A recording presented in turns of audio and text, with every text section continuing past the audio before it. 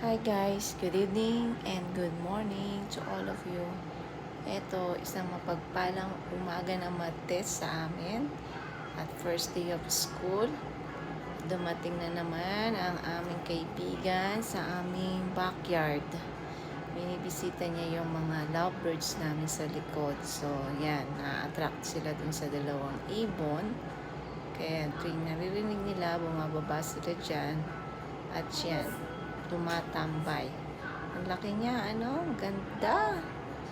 So, lain mo yan. So, I captured this special moment para ma-share ko rin sa inyo. Hope na magustuhan nyo to, ang mga owl sa aming backyard. Thank you guys. Thank you for watching. Please don't forget to like and subscribe on my vlog. God bless you all. Bye.